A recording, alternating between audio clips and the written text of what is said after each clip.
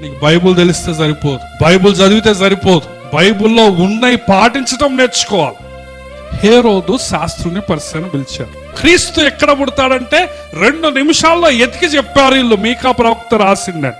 వీళ్ళు బైబుల్లో చాలా పండితులు, జ్ఞానులు. కొన్ని వేల కిలోమీటర్లు రాత్రిళ్ళు ప్రయాణం చేసి నక్షత్రాన్ని చూస్తూ వాళ్ళ ఆరోగ్యాన్ని, డబ్బును అంత ఖర్చు పెట్టి వచ్చారు వీళ్ళు.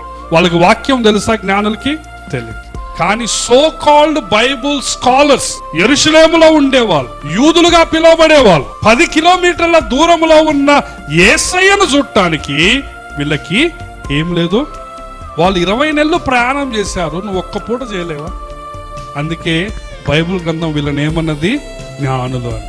కానీ ఈ బైబుల్ పండితుల్లో మూర్ఖులయ్యారు.